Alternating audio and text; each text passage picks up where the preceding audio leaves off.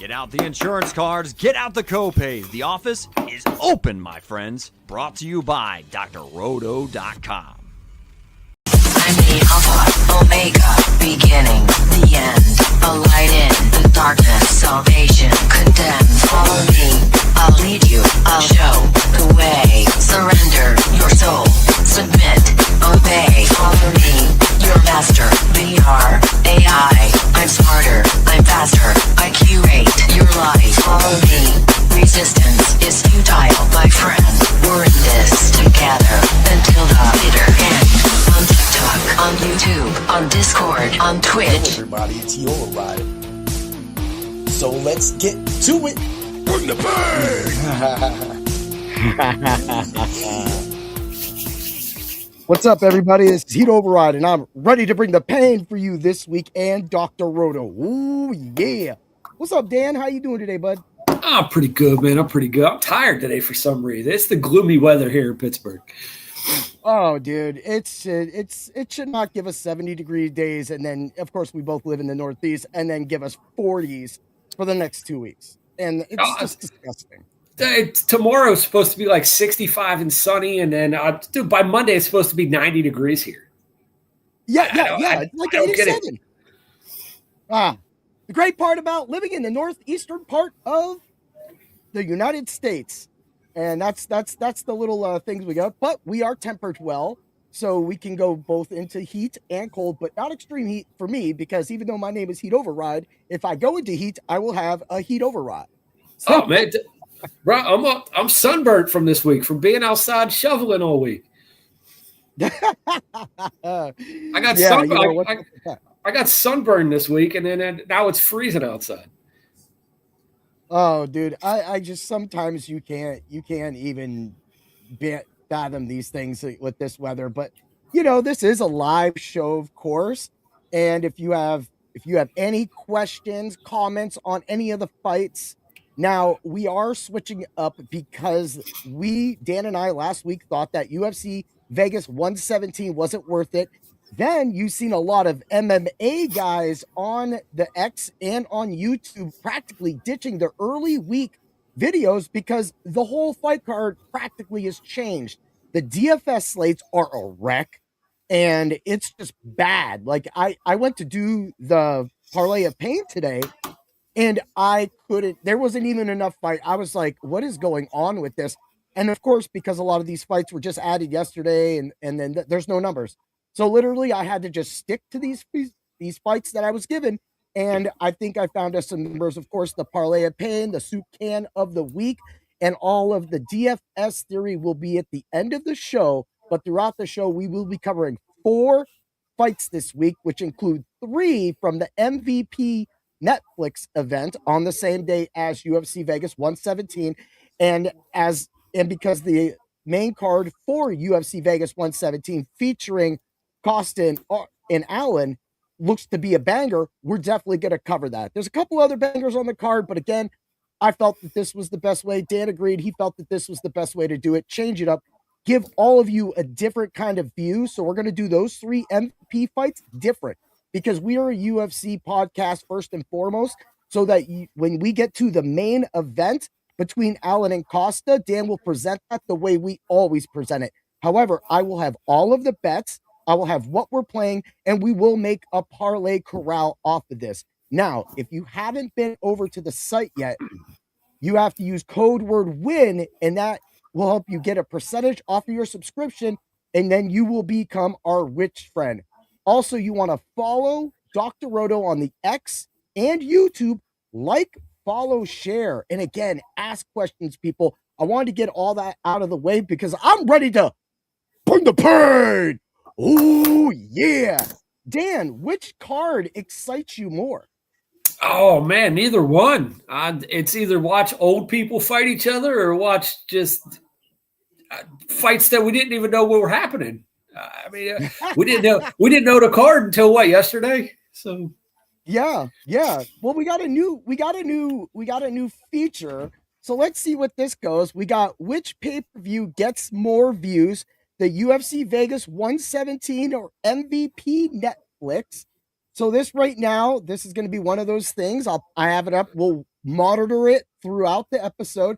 So you definitely want to get there, get that. If for some reason that I don't even know how StreamYard just throws this on us and goes, hey, throw it on you. But if you can vote on that at any of the sites that you're at, or if you put your vote into the comments, we will make sure that vote, gets recorded. Yo, what's up, Fuego Steve? What's up, Steve? How you doing? I love look at the new presentation. This looks so much better for our comments, man. Woo! Steve has like 12 lineups in the subs only Discord, and he's got picks, he's got bets, he's got all that going on. So get over to Dr. Roto and get into the subs only Discord so Steve can help you become our rich friend. That's what we're all talking about. But we're gonna make you our rich MMA friend this week, Dan. But man, so for me, I'm gonna say MVP is gonna get more views. Oh, yeah, I agree. Do you think that UFC Vegas 117 has a chance to be a better overall card because of the people being added might get smoked? Does that even do anything for you, Dan? No. I'm probably not even going to watch the UFC this weekend. I'll probably watch the Netflix card, and that's it. Yeah. I mean, I have no you know me. I love mixed martial arts. I love the UFC, but I have no want or need to watch this card at all. There's nothing intriguing about it. Yeah, I don't. In some ways, we could just reg it out there. We'll talk about that a little bit at the end, and just to get our gripes of that card, we'll do that at the ending thoughts when we do the fight card recap. But for now, we've got something cooking for all of you, and that is what's cooking. Ooh, yeah! Let me tell you about what's cooking. The kayfabe reaction to China versus Strickland. Dan, you seem to have missed a lot about this. People are mad that Chimaev and Strickland, especially Sean Strickland, kind of went crazy this whole time and even brought up he was going to shoot Chimaev. And I've just said it 3 different times, 3 different ways. Said he was going to shoot him. Call him Hamzat. Just Hamzat. That's it. Chimaev. I'm calling him Chimaev. But Dan, at the end of this fight, we saw this hug. Before the fight started, there was a fist bump. Are you believing into this, or has this society become so Karen-like that they don't understand kayfabe anymore? I think a lot of it was those two did have bad blood at the beginning, but none of these people understand. None of these people have ever been into a cage or into a boxing ring or into a real fight. Once the bad blood is gone and you got all that adrenaline out of your system and you fought this man, win or lose, you're going to shake his hand. You're going to give him a hug. That's called sportsmanship. That's all it is. It's sportsmanship. And people were mad about someone having sportsmanship. That everybody, I don't know what this world wants anymore. And either everyone's too soft or you're being too hard about something. Right? What's up, Mighty Mouse? How you doing? That's one of our guys from DJ Magic Mike's stream. He's going to be live on Twitch doing hip hop night. So if you want to get over there, just get it. But man, I'll tell you, it's great to see you come on through and throw me up some shots and some love. But dude, I completely agree about this. To me, even though like wrestling started when people started using their names, like going from Razor Ramon to Scott Hall. So it was, to me, that's when it started, that WWF/WWE started losing the kayfabe, and this has been just sissed out. Now we have Ariel Helwani talking about like, no, you can't do that. He made threats against your country. Okay, how many times has the WWE used a dead parent or somebody dead? I mean, Ric Flair has had his son David brought up multiple times in this. And it was even, was it Charlotte Flair? Charlotte Flair got brought out by Tiffany Stratton for being in her boyfriend's freaking text. People break character. They bring these things.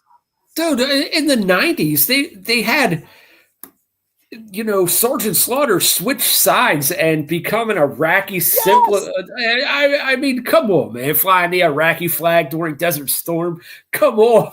Dude, I just said that to my partner today. Crazy. To my coworker. I said that to my guy Nate at work today. I said, because he knows a little bit, but not like he's out of it. He's a gearhead, so he just buys a bunch of motorcycles. Said the same thing. Dude, we are always on the same page. That's why our fight coverage is like no other, man. We just have it. But dude, go on. It's crazy, and those two did have legitimate beef with each other. They didn't like each other, but they squashed it after they fought. And Ariel Helwani is a whiny little bitch for everything he said. Right. The best kayfabe was WCW WFX. Yeah.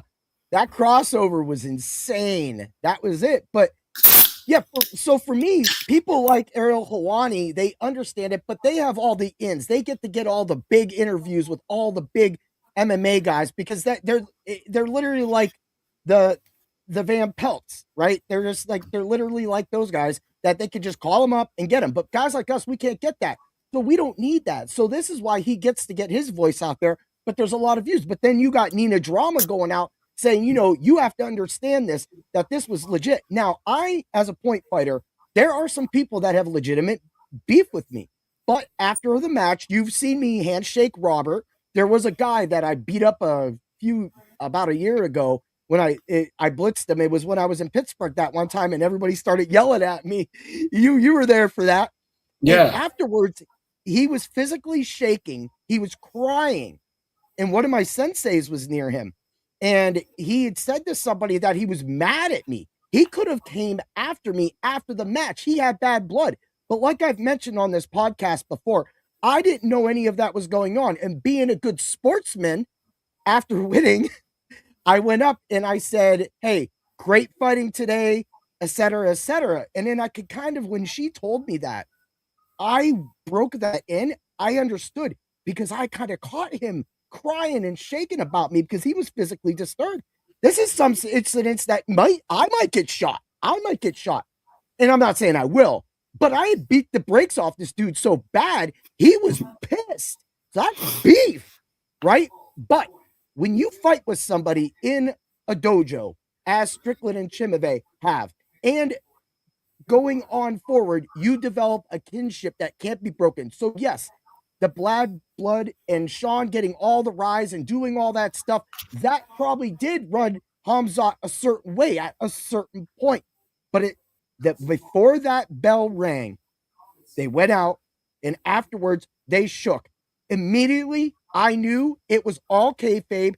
After the fight, everybody in this world can hate all they want. Leave a comment. You got something to say, bring it. That's what we do here, right? It was simple.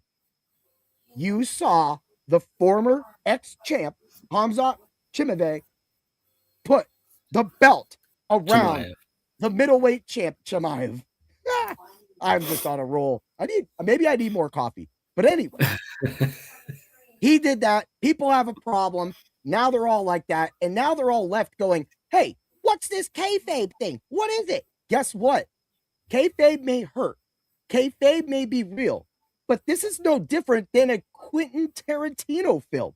If you go look at all of the Tarantino films, he is putting out a lot of vulgar comments, and we take that as art. The UFC's backstage and passes are art. The WWE does the same thing, is art, Dan. I don't think it was kayfabe at all. I think they genuinely had problems, and then they settled it in the cage. That's all that happened. I don't think it was kayfabe at all. So then everybody being butthurt about it. Yeah. What is your thoughts about that? I think everyone needs to get a life. Stop being butthurt. Stop being butthurt about somebody else. I mean, but pay attention to your own shit. I don't like it. I mean, everybody has something to say about everything, and now, I mean, in 2026, everybody's opinion has to matter, and everybody we have to feel a certain way about your feelings. I don't care about your feelings. I don't care. Yeah. I don't. We don't know. Like, we don't know these. And so for that, it's the same thing for the UFC. And honestly, if any of you go to Sean Strickland on the X, YouTube, Twitter, or wherever you can find Sean Strickland at, and you ask him you ask him or you bring that up, he might rebuttal the way you don't want to be rebutted. But guess what? Yeah, He's the middleweight champion in the world, and you're not. That's it. exactly. That's it. And Ariel Helwani needs to shut up, man. He's always crying about something. He's like a whinier version of Chris Van Vliet, but Chris Van Vliet is actually cool, right? Yeah, But, yeah. And that's all it is. And so I can't remember. I don't think it was Hockett that shared his thing and then had some comments. It was one of the UFC guys, but they were practically like, dude, like they were legit. And a lot of this time it's backstage. Now we've seen real feuds, and that's Shamrock and Ortiz. And what happened after that last fight? I mean, look at Conor and Khabib. Yeah, they still haven't squashed anything. No, they haven't. But you know who needs to squash some stuff is we need to squash some fights. We need to get some numbers. We need to get all these people some bets, some money, because that's how we bring the pain to the slate. Ooh, yeah. All right, so make sure people get in here, get up in it. It's live. Let's start it out. Let's get with the first fight. We're going to go with a bum rush of a fight. We got Francis Ngannou versus Felipe Lins. Dan, coming off of this fight, what was your thoughts when you seen this fight made? I think Felipe Lins is going to die in that octagon or whatever they're fighting in the cage. I don't think he lasts. I don't think he lasts 30 seconds. That's very possible. So like for this, when we get to the numbers, the numbers are so bad. But it's not just this fight. The MVP card, honestly, the MVP card is catching the sports books pants down. And if you really want to ram the sport books, I think you do it through the MVP card. Because even though you think, well, they've seen Nagano, they've seen all this, they put a negative 2,200 on his money line. Yeah, I know they did, right? But there's some things they missed and some other fights. And because of that, those fighters that have a chance that are going to be mentioned in this podcast are giving out four-digit parlays and single bet numbers. So before we get to that, I've got to say, dude, Francis Ngannou is clearly the better boxer. I've watched Ngannou's career. Being a part-time UFC guy and an MMA guy at first and now full-time, the way we are, I've known Ngannou. I know Ronda Rousey. I used to go steal those pay-per-views. Hey, use it against me. Everybody else does it. I used to go right to one of the sites and watch the Ronda Rousey fight all the time. Ronda Rousey, as I've said on multiple podcasts, was one of the fighters like John Jones to bring me in and watch them fight. So was Francis Ngannou. And Francis Ngannou's boxing style is way better than Philippe Lins. Lins is a wide, erratic thrower. He does try to pipe it down the middle. He does try to do a ground game. But I honestly say Francis Ngannou is like a Tebe Gautier, except way more skilled and way more polished. And just, I mean, I'm not going to say Gautier isn't hungry. That man's hungry. But Ngannou has had his hunger filled many times, and he's still hungry, right? But I mean, Ngannou, if he even touches you, you go to sleep. That's the thing. He's hit people with jabs and put them to sleep, which is crazy. But he also had one of the most boring fights in MMA history against Derek Lewis. And that's weird because Derek Lewis is either out or knocking somebody out within 30 seconds. So it's like, what are we doing here? I mean, Lins can take it to the ground. And if he does, Ngannou had trouble getting up. And I mean, the only person to really control him in the UFC was Daniel Cormier, but Daniel Cormier ragdolled everybody. Yeah. But for me, go on. I just don't see how Lins wins this fight at all. I don't see any any path to victory for him. No, I don't either. Too. So let's hit the numbers. Let's hit the numbers for this fight real quick. So of course we got. Let's start with both fighters. Distance no is negative 1400. We got knockout 600, negative 600. We got sub plus 1000. I will throw 25% of a unit on that because I've seen Nagano whip out a Chimera. So that being said, I'm also like the points at 700. This is where we're going to start talking. Points 700. It's not going to go points, but I'll put 10% on that 700 just in case.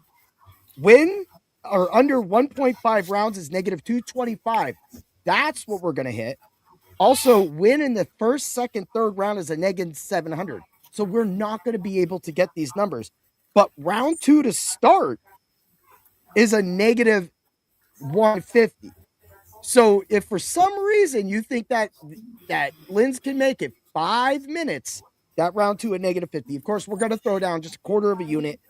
And then let's go hit Philip Linz. Moneyline distance, yes. The only way this dude's going to win is if he can wrestle, get him down, which I haven't seen much of with Linz, is a plus 2775. When has that ever happened? Oh, man, dude. Knockout points, plus 1,100. Knockout, 1,300 points. Points are 3,000 if Linz beats Nagano. Like, I know it's not going to happen, people, but these numbers are just laughable. Decision, no bet, plus 1,000. Knockout, 1, 2, 3, 18, plus 1,800. Round 1, 2, 3, win, plus 1,800. Let's get to the Lion Tamer himself. I'm calling him the Lion Tamer because he's about to make sure that Linz doesn't look out of a lens correctly after he hits him. Moneyline distance, no, is a negative 725 as a parlay. Knockout in points, negative 750. Knockout, negative 500. Sub, 1,200. Points, 950. Decision, no bet, negative 2,000. Knockout in the first, second, third round is a negative 330. Round 1, 2, 3 win is a negative 425. Dan, what do those numbers tell you? That exactly what I said, that Lynn's probably going to die in the first 30 seconds.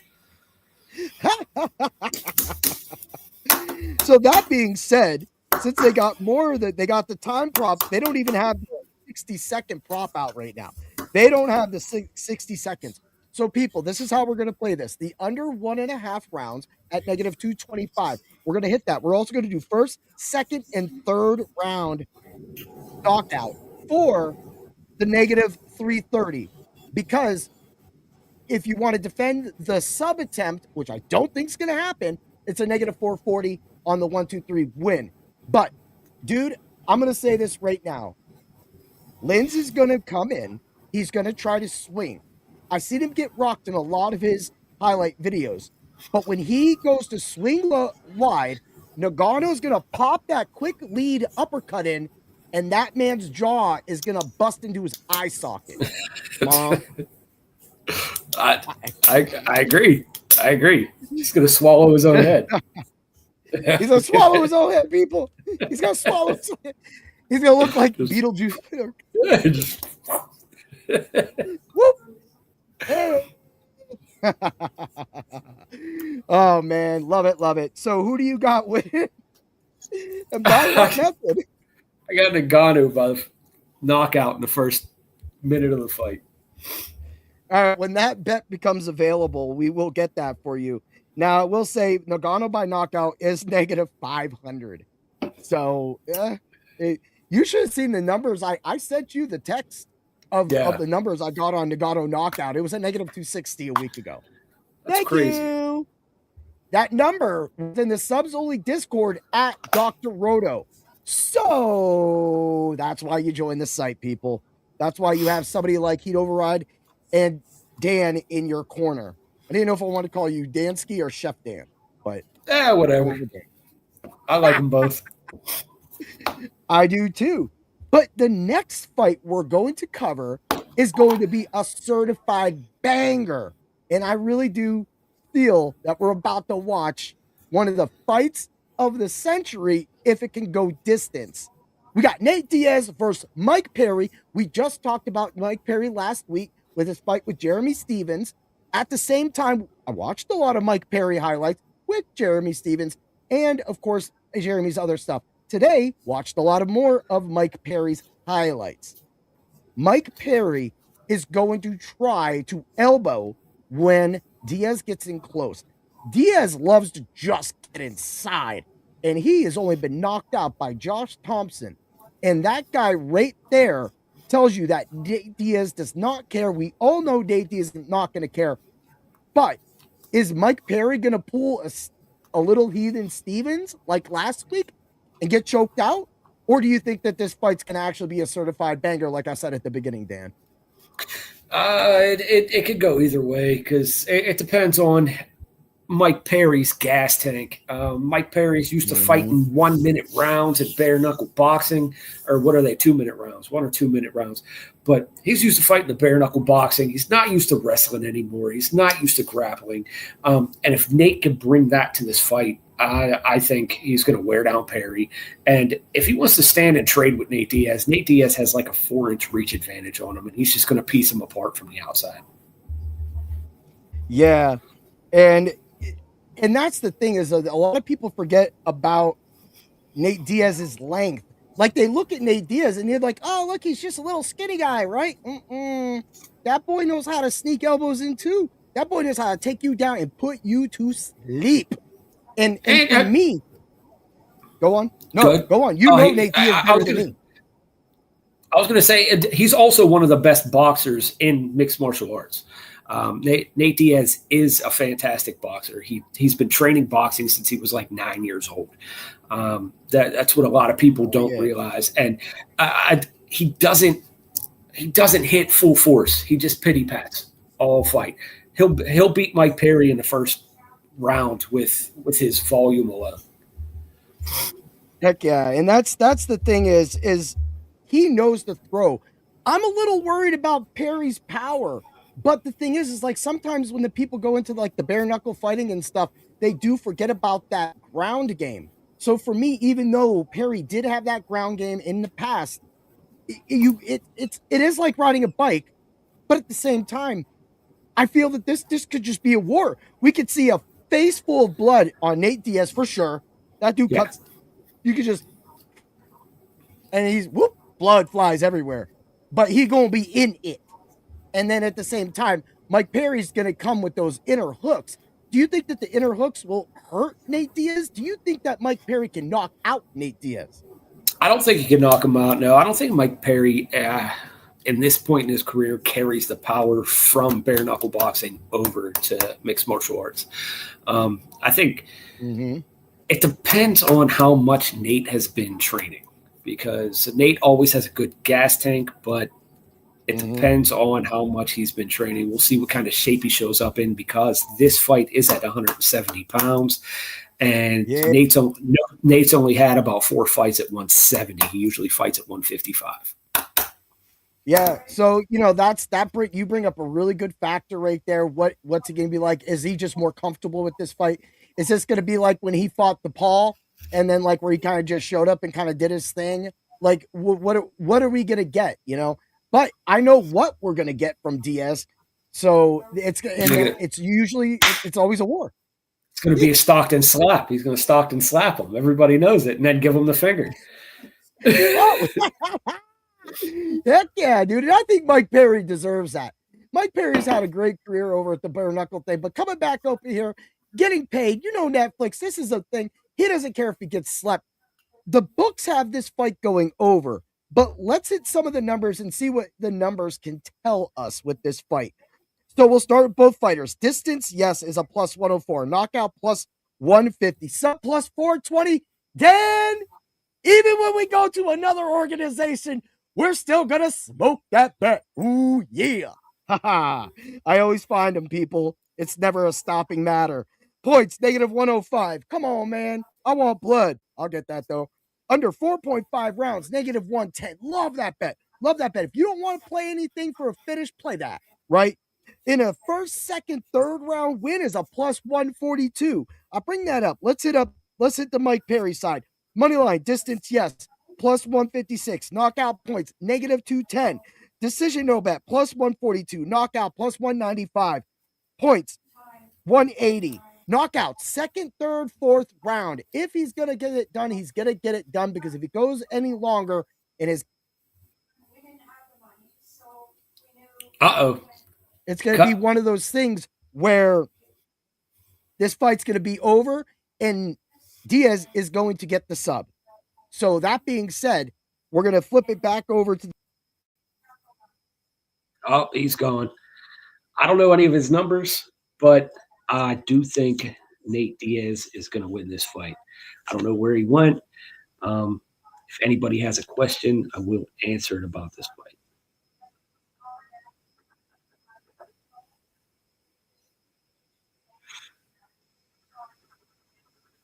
And he'll be back. I don't know if his internet cut out.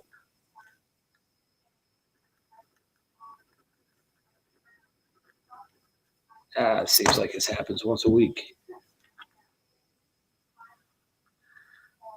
All right.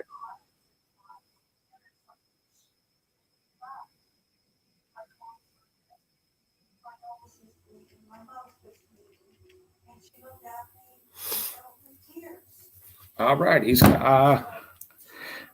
he didn't text me his numbers. Let me see if he sent me his numbers.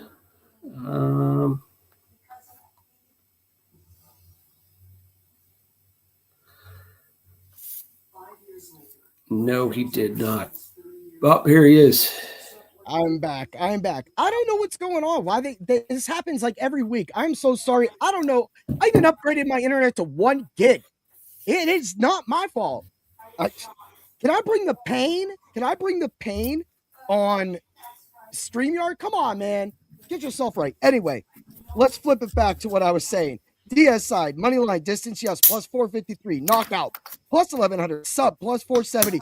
Points, 550. Knockout points, plus 320. Sub points, plus 220. Knockout sub, plus 320. Decision no bet, negative 182. Sub, second, third, fourth round is a plus 850. I'm hitting it, people. Round 4, 5, or decision is a plus 370. Dan, what are the numbers telling you, man? I don't remember the first numbers you gave me, so I can't really answer that question. And you just kind of flung those ones at me like real fast. All right. So on Mike Perry's side, money line distance, yes, is a plus 156. Knockout points, negative 210. The sports books think that Mike Perry's going to knock out or beat Nate Diaz. Decision no bet, plus 142. That's where the sport books are wrong. If you want to play that under, you get your money, you play the over. Knockout, plus 195. Points, plus 180. Knockout, second, third, fourth round, plus 400, 4-5. And decision for Mike Perry is plus 115. And, of course, on the Diaz side, knockout on points is plus 320. Sub in points is plus 220. Points is plus 550. Sub is plus 470. Knockout is plus 1100, like I said. And money line distance, yes, plus 453. Sub, second, third, fourth round is my plus 850. That's what I'm looking at. So they don't think that Diaz is going to win this fight. No, it sounds like it. Sounds like they're not giving him a chance. No. And for me, I just feel that even if he does lose, that's where all the overs come in. So we're going to hit these overs. I'm going to do a full unit on Nate Diaz, money line distance, yes. Then I'm going to do a half a unit on points, sub, half a unit, and then knockout, I'll do a quarter of a unit on that. And then, of course, I got all these bets in, people. We don't care about that. On the Mike Perry side, if you want to hedge yourself, take it down to 75% of an actual unit, and you're going to make money no matter which way this fight goes, because everything we've given you is all positives, people. It's all positives. So we get a knockout. If we get a sub, if we get a distance, it's all plus 300 people. I don't know. We're going to make money. I promise you. Dan, those numbers are crazy. Yeah, they're not giving Nate a chance, man. It's great. I think that's crazy. And the fact is somebody's got to win this fight. And this is where I said sport books flopped on the MVP. They for some reason, it's like it's a new promotion. I know it's not a new promotion, but it's new to them. And they're kind of like, what do we do? And so they're just throwing these stupid numbers out. And there's some numbers. That's why we do the digging for all of you people. We do it, we tell it, and then you go, maybe Heat and Dan got something going there, man. So that's why we do these things. But who you got winning and by what method? Man, I was thinking I got Nate by decision. Nate by decision. Woo-wee. You know, I like that. And as we said, that's a plus 550, people. And when we get to the parlay of pain, this is going to be or not the parlay of pain, but when we get to the parlay corral, we're going to have some fun with that. But Dan, this fight, do you think for the MVP card that could go as fight of the night? I believe it could, yeah. Yeah, because I think the first fight we talked about, I think that's going to be a wash. And I actually think the next fight we talk about is going to be a wash also. Wait till you hear these numbers, people. In this corner, we've got the returning WWE reject, mouth-talking, rowdy Ronda Rousey versus the Disney-slaying ex-Mandalorian chick on the side, ready to punch you in the eye, Gina Carano. That's where I would say, Dan, talk about it. But Dan, let's talk about this fight. Submission versus punching in the face. Is it not? No, that's exactly what it is. But if Gina Carano could avoid the clinch and keep it at distance, I believe she knocks Ronda Rousey out.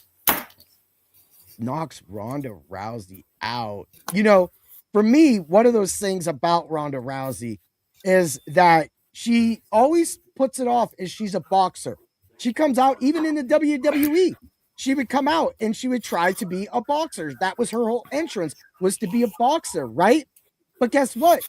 The minute she gets close, she's going to do that hip toss and try to grab that arm, right? Yeah, that's all she has. That's all she's ever had. That's all she ever was. She clinches. She tries to hip toss you, and she'll grab you by the neck or she'll grab you by the head. It was proven in her last two fights in the UFC that if you stand at distance with her, you will knock her out. She cannot take a punch, and she cannot throw a punch to save her life. As I popped up this Gina Carano picture, shows exactly the length that Carano needs to keep this fight, because that's what Holly Holm did. And we all know that Holly Holm put that roundhouse right up under that chin and wobbled her down to a defeat. So that is the key of victory for Carano. But Carano's going to have to use her kicks. And that's kind of dangerous with a wrestler like Rousey. But Rousey, outside of the patent hip toss, which leads to the upper body submissions, do you think that Rousey will be able to take advantage of the kicks and intercept one and be able to take Carano down that way? No, I don't think she's good enough to grab her leg. I really don't. I don't think she hasn't fought in 10 plus years, right? It's been over 10 years, right? I do not think that she has polished her skills enough in those 10 years to actually do anything on the feet. I don't think unless it is a clinch and she's able to do that judo throw, I really don't think she has any offense. Yeah, and so for that reason, that's what we have here. And Carano acting with Disney, she had to get a lot bigger, put on some extra weight for her role in The Mandalorian. Now she's slimming down. She's getting back to herself. She was a great striker. Strikers don't lose their striking. But does her, I've seen she's submitted some people too. Do you think Carano's ground game is going to be good enough to hang on the ground to keep her off of her? I don't think it goes to the ground, but I think she'll be able to get up, if it does go to the ground. All right. Well, let's hit some of these numbers real quick because we need to laugh a little bit about this. Let's see. Here's another fight. Distance, no, negative 2,000. Knockout, plus 260. Sub, negative 240. Dan, I've never seen a sub that low for both Yeah. fighters. That's wild. Yeah, Points, that's crazy. plus 900. Yeah, we all know why it's going that way, but points is plus 900. And then when we go up to the Carano side, money line distance, yes, plus 2180. Do you think that that's the pathway for Carano to get this to go 5 rounds and maybe get enough love from the judges through boxing and the kicks to actually overcome the Rousey mountain? I mean, it could be, but I'll give my prediction. I got you. Knockout points for Carano, plus 490. Knockout, plus 550. Points, plus 2,500. I kind of just wanted to go distance. Decision, no bet. What? Hold on. Doot, doot. We're going to smoke that bet. Plus 420. Woo! Thank you, MVP. It's like you knew me. Haha. Knockout, second, third, fourth round, plus 1,200. Because guess what? Somebody could get somebody on the ground. There might be some good work, but then that second and third and fourth round, stamina becomes an issue for both fighters. But guess what? The wrestler goes in for a kick or goes in for a rush. The striker comes up to kick knockout. Love it. Round 1, 2, 3, win for Carano is plus 550. Let's hit Rousey. Moneyline distance, no, negative 431. Sport books are being cruel. Knockout points, plus 400. Sub in points is negative 270. Of course, we're hitting that. Plus 500 for knockout. Points, plus 1,300. Okay, if you just put 25% of a unit on just points for both fighters, you'll return every bet for this fight that you do if it goes points. So we'll get over to sub is negative 210 for Rousey. Decision no bet, negative 650. We got knockout third, fourth, and fifth round. Why do I say that? Because if Rousey, for some reason, can just get through those first 2 rounds, she gets her on the ground, Carano pieces her up, but then Rousey finally gets her on the ground. And Vala, as we've seen with her highlights, she does the hip throw, has the head, she punches the head, she gets a knockout. And I'm going to put money on that at a plus 3,500. I'm not letting a plus 3,500 knockout from a UFC legend like Ronda Rousey go unbet. So we're going to do it. Sub 1, 2, 3 is a negative 180. Round 1, 2, 3 win, negative 310. A round 1 sub is plus 130 for Ronda Rousey. Dan, the numbers, what are they telling you, man?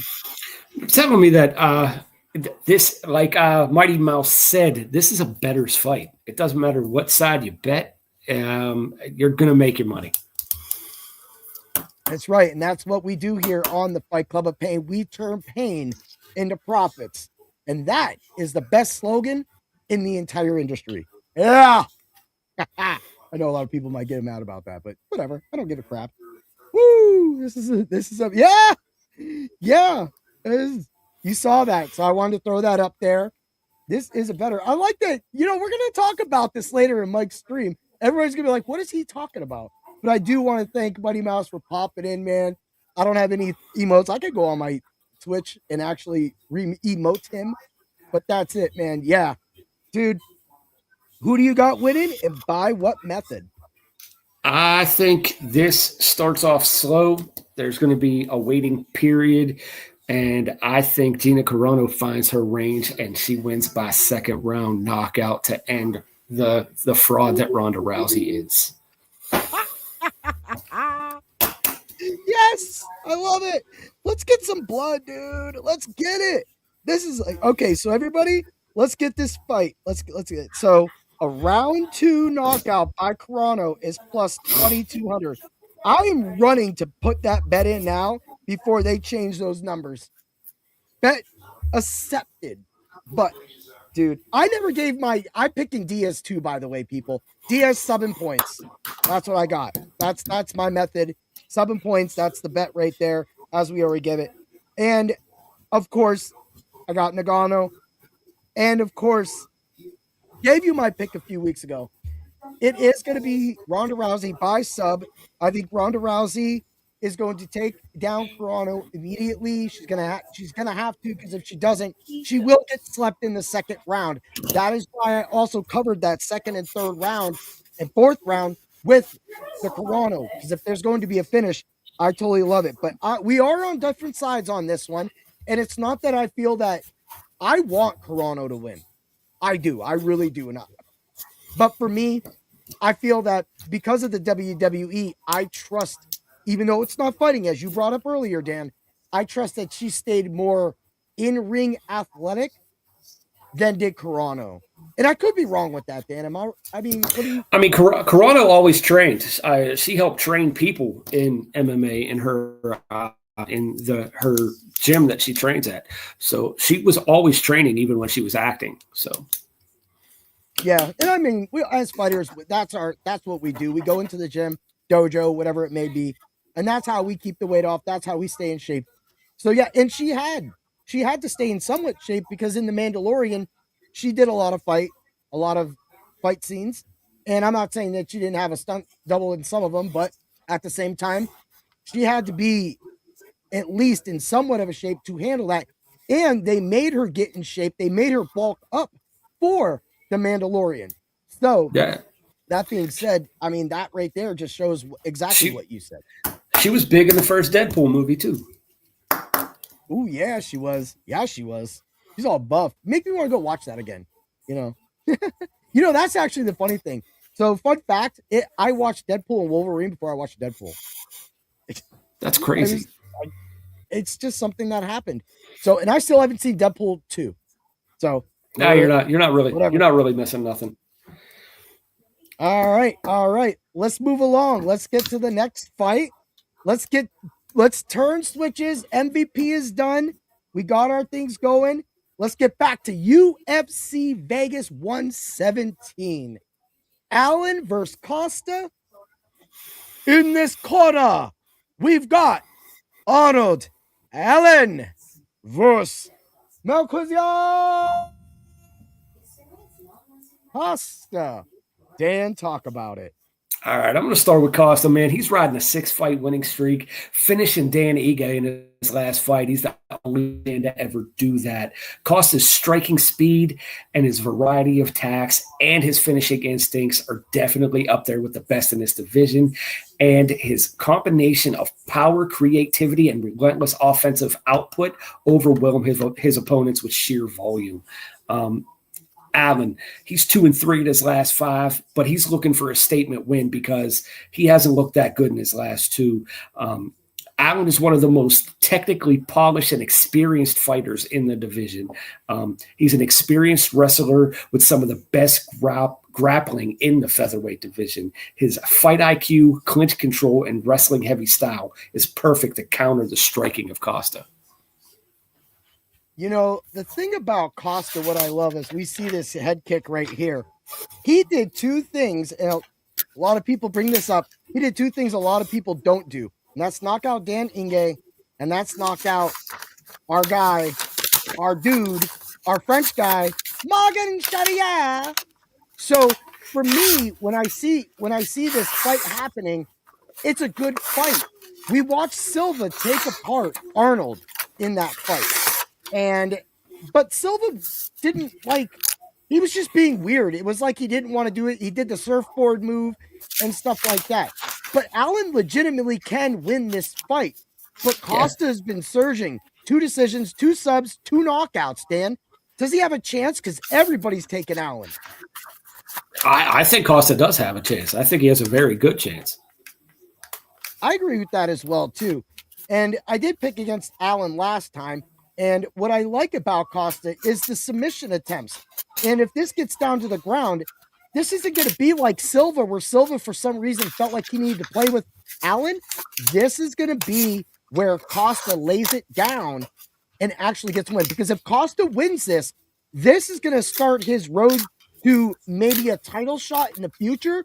He's got a lot more fights to win, but it starts now. Because if you get crunched by Allen, you're just going to be the bottom feeder in the division, bro. Yeah, at this point in his career, you have to win this fight. You have to make your way up into the top 5 and beat Arnold Allen. Yeah. And Arnold Allen shows, if you can hang with Arnold Allen, then it shows you got the skills. And I do like that.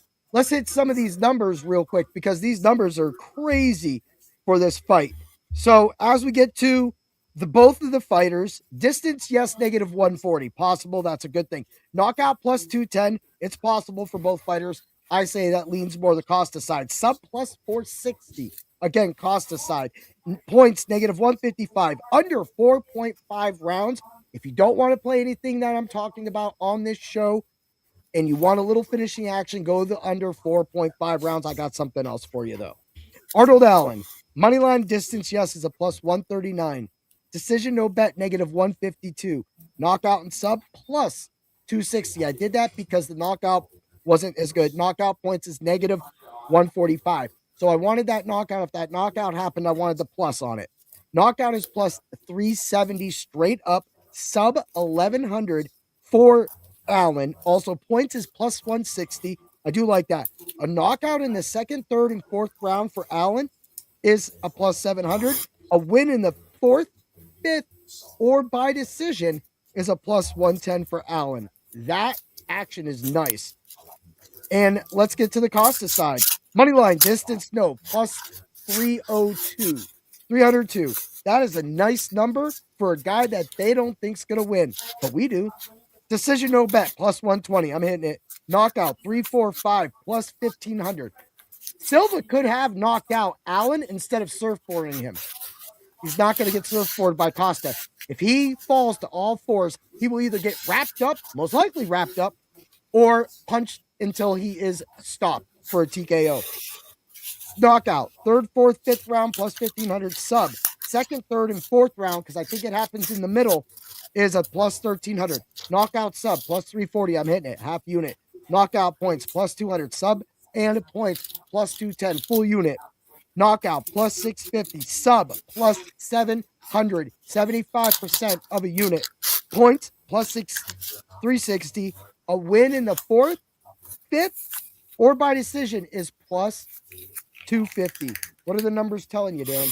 Man, they're not really giving Costa a chance, are they? Everyone thinks Allen's going to win. Yeah, it seems to be the theme for all of our fights except the Nate Diaz and Mike Perry fight. Yeah. That's insane. It's insane. Like, I get it. I get it. I want to like Allen. I do. I want to like Allen, right? And I do. I don't hate him. I just think that, well, I'd rather see Costa. I just want to see Costa. What's the problem with that? So for me, I've been riding Costa through all of these wins. The show has covered Costa multiple times. The Five-tastic Picks, which is behind the paywall at Dr. Roto, has featured Costa multiple times, and for good reason. His finishing. The fact that they gave us great numbers on finishing only says that because Silva couldn't finish Arnold, the sportbooks think that Costa can't finish Arnold. But why fighters like us think outside of the bun, outside of the books, we know that surfboard happened. We know Silva could have punched him out for a TKO. We know Costa will submit Arnold Allen. He's got two last names. What the hell, man? Wow. Yeah. And that is my pick. I picked first pick? for some reason. It went in. Costa by submission and points is my safe play, but Costa by submission. Dan, who do you got winning and by what method? I got Costa winning by fourth round knockout. Woo! Oh boy, dude, that's gonna be that right there. That's gotta be. Before I see it, I think it's gonna be like a plus 3,000. I think it's gonna be a plus 3,000. Let's see, people. Let's get that fourth round knockout. At least they gave us that. So boop boop. And we got Costa fourth. I was wrong. Plus 4,000. Plus 4,000. I love that, dude. Dan. Knockout, fourth round, plus 4,000. Let's get it. I'm hitting that right now. And I'm gonna throw down a quarter of a unit on that. But I mean, if that hits, that's still like a good $100 for that. So I'm fine with that, dude. That number, isn't that insane? That's nuts. I mean, everything that I looked up, everything that I watched on these fights, I could see it happening, man. I could see a fourth round knockout by Costa. and that's Yeah. what I went with. I could see him getting rocked, and I think it's going to be a ground and pound knockout. Yeah. I like it. I do that's crazy. And of course, you'll have heard that from Dan on the Fight Club of Pain, only on Dr. Roto. Yeah. Woo! The thing about that is we don't talk about your numbers. I don't look at the numbers before I make my predictions like that. That's right. This is the first time we talk about any of this during the week. Mm-hmm. And so for a lot of people that are new or returning, of course, the returning people know Dan and I we talk a little bit about the fights, but numbers don't get brought up unless it's something's really outrageous. Yeah. And we know it's going to flip. But it kind of like last week with Sean Brady. The whole world, the sport books thought that Buckley was going to beat his ass. And he didn't. Because any fighter knows that Sean Brady is the better overall fighter than Buckley. And that's why we took the books last week. That's why we were unstoppable. But that's the difference between a computer and a human that fights, is that they didn't know that, because computers don't understand fights. They can predict baseball. They can predict all of these other sports, NFL, NBA. Your simulators can run.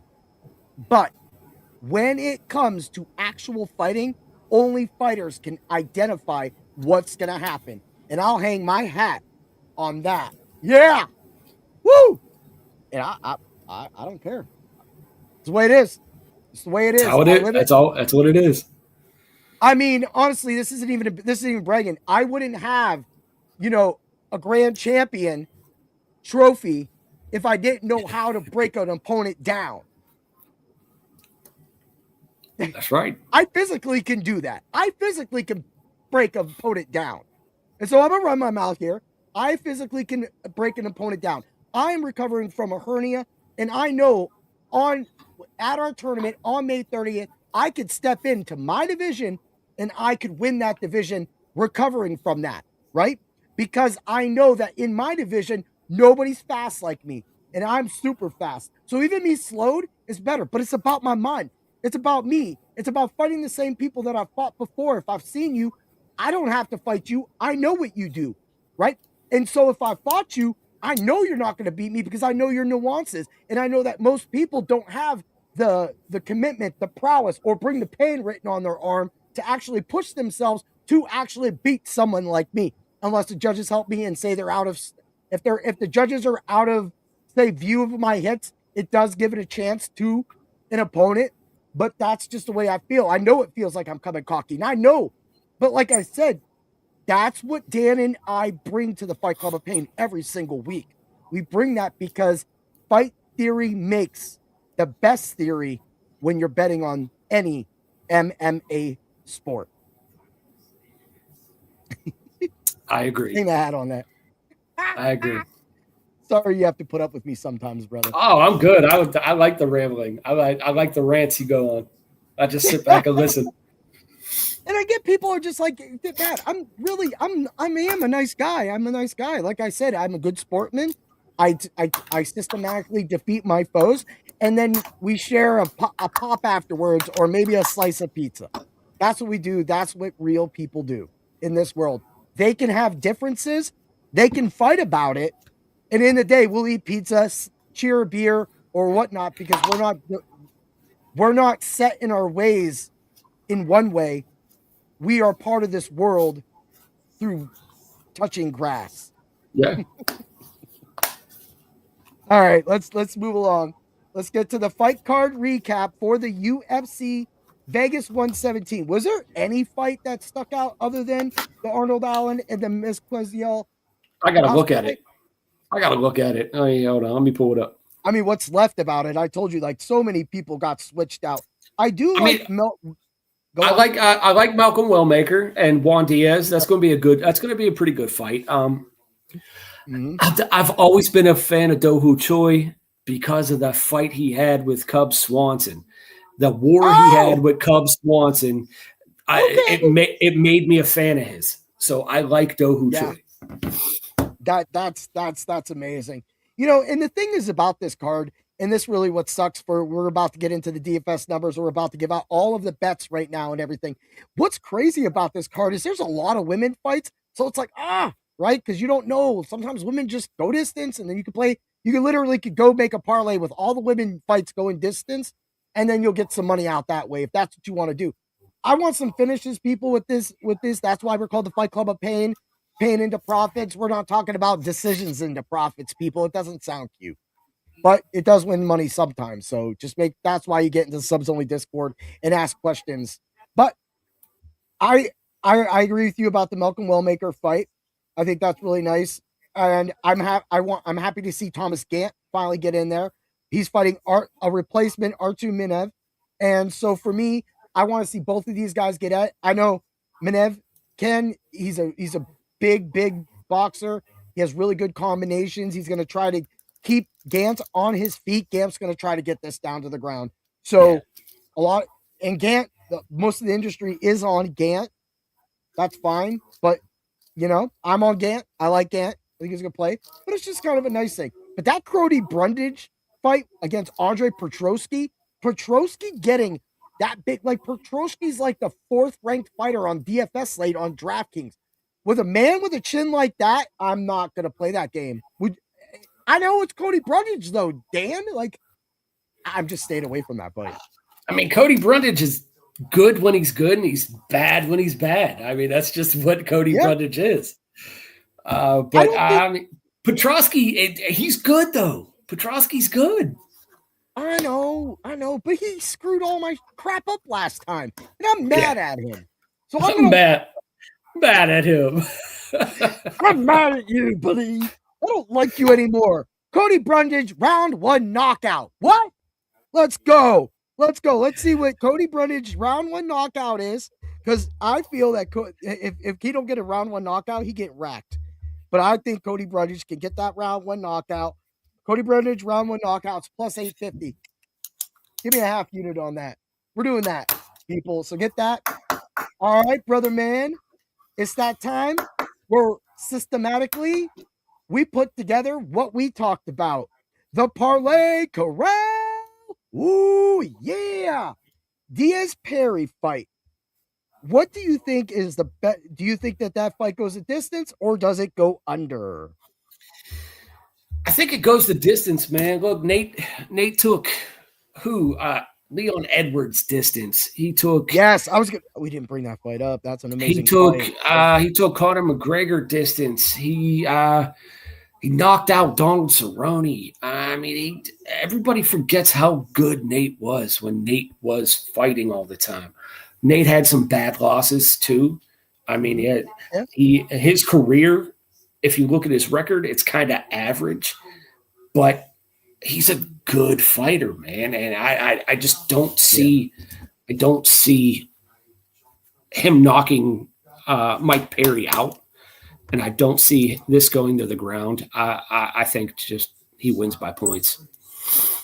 All right. I do like that right there. So you have him by points. Let's go the over plus 110, because that way we cover both fighters. So that's not bad. And then, so let's get over to the Nagano fight. What are we thinking here? Under the rounds? Are we going to do the round betting just because that's the best number? Under 1.5 rounds, negative 225. Yeah, that's fine. If it goes over, sorry people, but I don't think it's going over. If you just go watch all the tape on Lynn's, and then you're gonna be like, dang, he is gonna get caught with that uppercut that heat over I was talking about. And then y'all gonna have to come back here 2 weeks, because next week, of course, is an off week for the UFC, and think about how to win some more money when you come back, because we'll have some fights in June that are coming up that are gonna be really nice. All right, that brings the 2 legs to a plus 203. And then the Carano Rousey fight. You're saying knockout. We're split on it, man. We are. So since we're split, does it end by submission? Does it end by knockout? Or are we just going to play the under and just the under the distance? And we can't even play that. It's negative 2,000. We have to take a side. Yeah, got to take a side. Got to take a side. I don't know. You're a Rousey. You're a Ronda Rousey guy. I've never been a fan, so. I know. All right, so let's see. Let's do this the right way. The fight to start round 3 is negative 380. 2 is 128. You see, this is what I'm talking about. This fight sucks. But let's see where the negative 380 Rousey fight not to start round 3. That should be solid.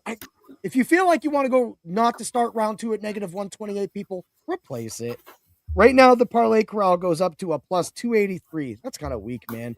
That sucks, but there's nothing you can do with a fight with negative 2,000. Yeah.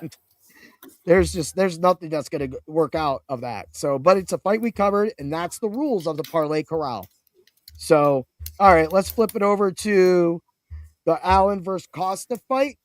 You think this fight goes under? I do. I think Costa wins in the fourth round knockout, man. All right, so no distance is a plus 106. That brings up the parlay corral to a plus 689. Now, people, that's not bad. It's not the best, and it's not something you want. And do you want to put that 4 unit? Do you want to put all that on just a parlay? No, this parlay is meant to be a round robin. And because of that, at least 3 of those numbers hit, you will return your money. So for me, I'm going to make sure that we have it. But what's going to happen, Nagano? I mean, believe me, I'm going to go back and I'm going to put points because all the points for these fights are plus 4,000. So I'm just going to go roll that and just see if I can get like a plus 120,000. Throw like 10 cents on it. Win like $10,000, man. Like, I'll be sitting there, distance, please, distance, please. I love it, man. 686, man. That's awesome. But it's that time of the day. It's that time where we get to the soup can of the week. Dan, talk about it. All right, my soup can of the week, buddy. We just got done talking about him. It is your buddy Cody Brundage. He's 1-6 in his last 7 fights. While he's only been finished 3 times, he's often looked lost and confused inside the octagon. Although I do think he will overturn his misfortune and win by decision this weekend. Man, you're crazy. You're in it on him, bro. You're in it. You okay? He's gonna turn the books. I'm going for that Cody Brundage decision. Let's go for dude. That has to be a plus 850. That has to be a plus 850. That might even be a lot more than that. I was right. It's a plus 850. I'm in it. Full unit, people. Smack that. Come on and go. Smack that. We gonna hit that. Smack that. We gonna get on the heat over Akon. I've only had 1 beer and a lot of coffee. I love it, dude. Love that. Let's get to some of the DFS rankings and everything. And everybody, this is live. This is what we're doing. You guys were talking. You're not talking now. Oh, wait a minute. We just got somebody in there. Yeah, look it. Mighty Boss is like, yo, he can sing. Is that a dancing cat? What is that? Yeah, it's a dancing cat. Because nice. That's going to cat that. It wants some more. Cat that. Give it some more. Catnip. Give it some catnip. Okay, catnip song. Let's go. I quit. At least I didn't get the guitar. That is true. Okay. We're going to hit it off with DFS Hero first. DFS Hero's DFS simulated lineup. Get the DFS Hero. Use code WORK, get a percentage off of your subscription. The DFS Hero is something I like to use when I'm running out of time, and I also use to see where all the numbers are. That is why having all the tools at Dr. Roto makes you all our rich friends. I say that all the time because what we're talking about is about making money. And then even Fuego Steve throwing here about WNBA. We just had our guy Willie enter the $3 tournament and take down $10,000, bringing in some new subscribers at Dr. Roto. And that was available behind the paywall on the website. And so That's what it is. But DFS Hero gives you the percentages. You can see where all of the lineup trains are going to go, where all the simulators are going to go, and then you can sway. And that's why we do it. So let's get to it. We got Arteline, Santos, Gurule, Costa, Cagliari, and Bukakis. Dan, that's not a bad lineup. It's not a bad lineup at all. I like the Bukakis one. I like the Bukakis pick. Yeah, that really pissed me off because I was really going to go against Bukakis. Now he's got Christian Edwards getting called yesterday. Yeah. And now he's going to get but he's the one that destroyed my parlay that one day when he went 4-1. He could have knocked dude out and he gassed. So yeah, I might just go under that Christian and take a decision because that dude gassed and lost that knockout. And if you got that first and second round knockout, that was a plus 49.95 when he did that to us. So he's in the same line as our boy Petrosky. All right. Let's get to my DFS rankings. These are the people who I think should be in your lineup. Wellmaker, Gant, Cavalcanti, and Costa. This fight, everything goes the distance. Costa's going to get control time. DraftKings, they credit takedowns and control time well. They love wrestlers on DraftKings is what I was getting at. So therefore, Costa being the better wrestler of the two, in my opinion, he should be able, with the submission attempts as well, too, get points from all that and hopefully get us a really nice, because he's only 7,600 on DraftKings. So those are my solid rankings. Costa is my cheap guy. And of course, my DFS lineup, this lineup was available Tuesday. So even before all the crap hit the fan, this was my lineup. Cagliari, Wellmaker, Gurule, Tacos, Brundage, Gant. I'm taking a shot on Dan's Soup Can of the Week. I'm taking a shot on Tuco Tocos, dude. Tuco Tocos. Is something hitting me wrong, Dan? No. I actually like I like that fight too, man. I think he has a very good shot to win on the DFS side. I don't know if he'll win the fight, but he might win you some points on the DFS side. And that's what we need. We don't need to win all the time, people. If we can get 7,300, 7,600, something like that, get 42 points, then we're good. Then we are good. So those lineups, both are pretty good in their own ways. They kind of we both went with Gurule. I went with the Wellmaker side. They went with Arteline. And of course, me and the simulators met at Cagliari and Gant. So Cagliari, Gurule, and Gant are going to be your things. Again, DFS Hero only put this out today. People, I didn't have this till now. So that just shows that even besides, like I said earlier, besides the crap, I was still able to weather the storm and figure out where I was going to go with the DFS slate on Tuesday. Man. Woo, we're going to this might be one of those weeks where you just go to a simulator, though, and you max entry the 20 entries, and you just go away. That's Card. I mean, this card is crazy. It's not in a good way. Not crazy in a good way. This should be free on CBS, like we said, or ESPN. Yeah, just be free the whole thing. This card shouldn't even be in existence. Like it shouldn't even happen. They should have had 2 off weeks in a row. Yeah. I would have taken it. So, it's about that time of the week. Let's get to the parlay of pain. Ooh, yeah. Woohoo. All right, let's get it. A little bit of Mario there for you people. Brundage, no distance, negative 154. Brings the parlay up to a negative 154.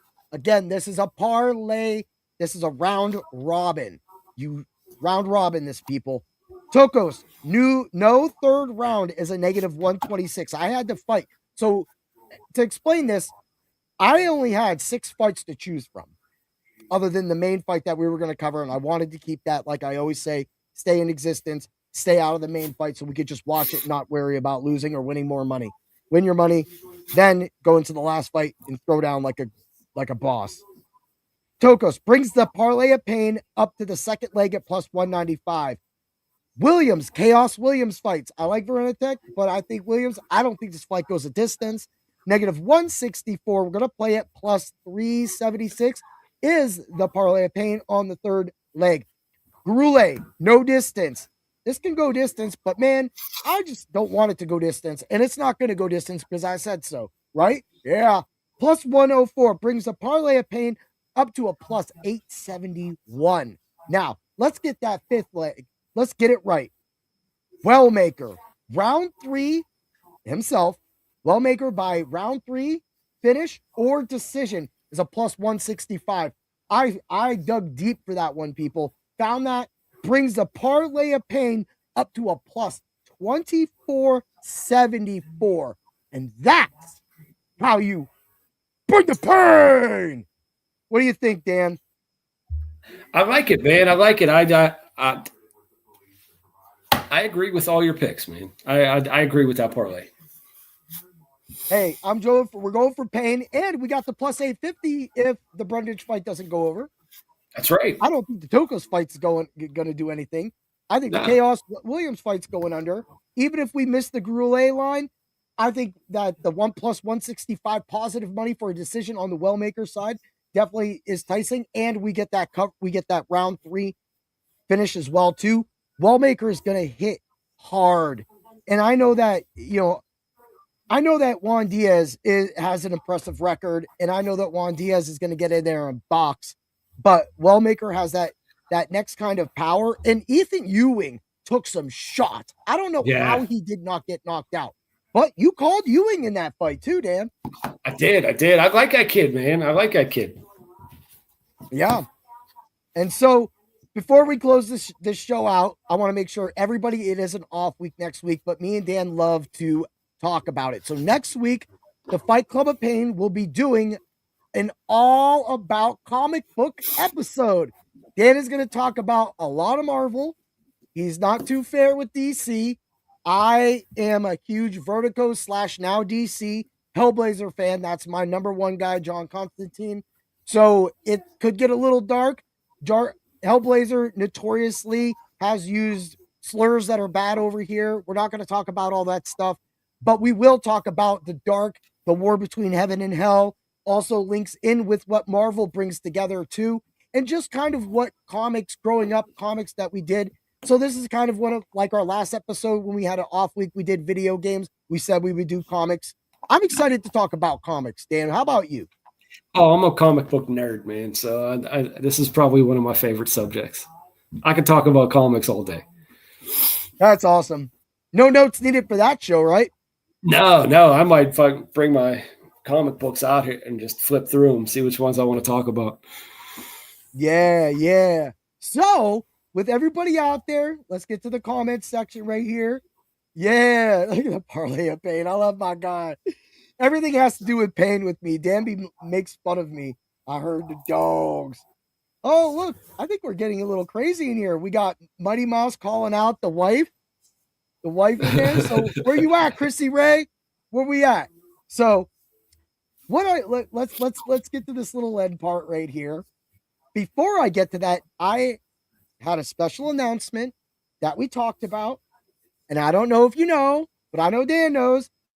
I have secured an interview with the reigning inaugural welterweight champion of the world for bare knuckle fighting. And it is Jessica the Black Widow Borga. She just announced yesterday she has a 10-episode series coming out. Dan, I didn't know about that till today or yesterday. I think it was today. This is really big, not only for the Fight Club of Pain, but I also want to say thank you to her because when you get a chance to interview a current champion, you just humble. And that's crazy, man. Yeah, it's absolutely amazing. And I can't wait to talk to her.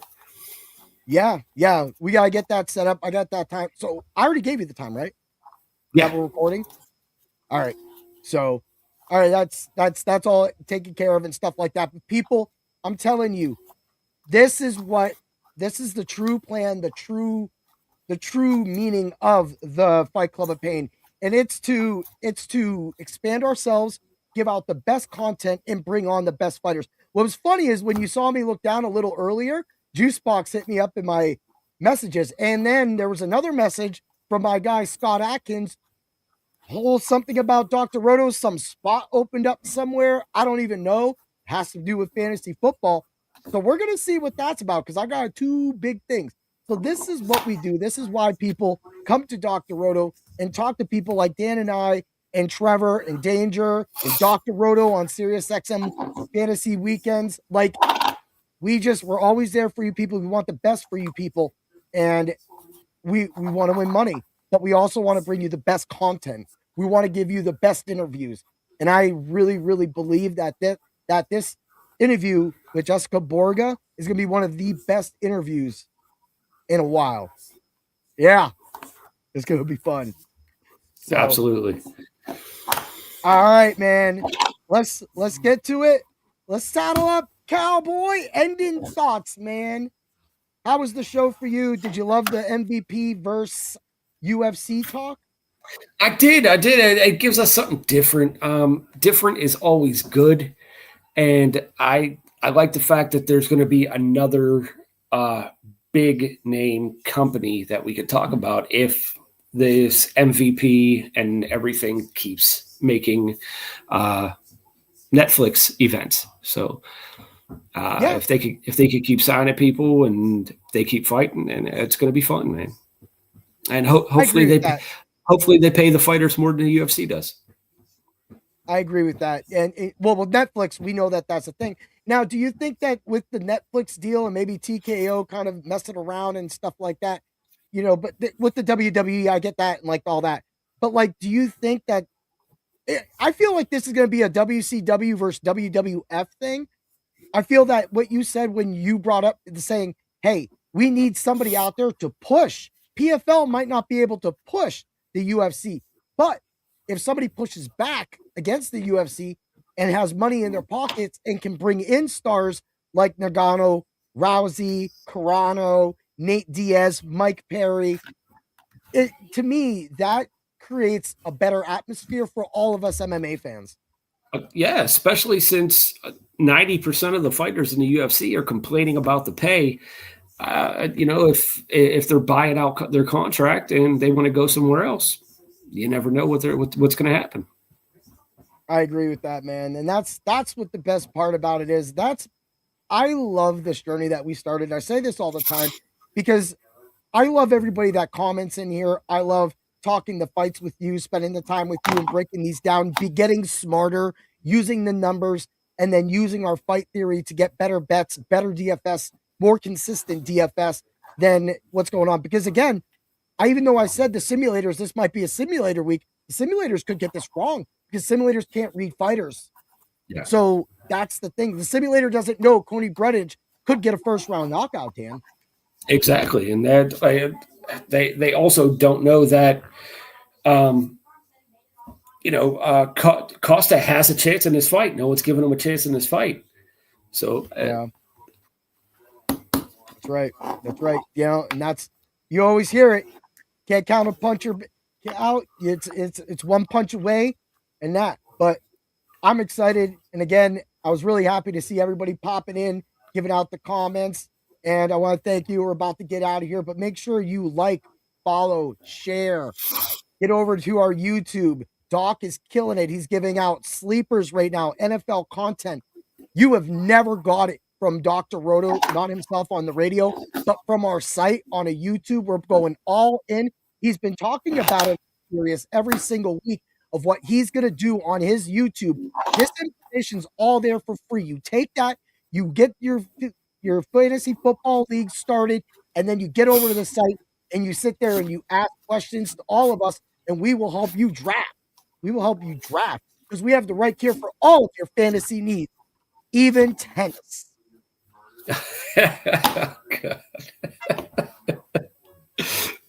All right, man. All right, Dan. Thank you so much, man. Was there anything? Anytime. No. The NFL schedules came out today. I'm going to go and see who the Steelers are playing. Yeah, they just came out. They just dropped at 8:00, man. Woo-wee. That's how we do it. All right, everybody. Have a great day, and always remember to bring the pain. Thanks for stopping by the office. Get your fantasy prescription by subscribing to the channel and checking out drrodo.com. Until the next visit, be well and take care.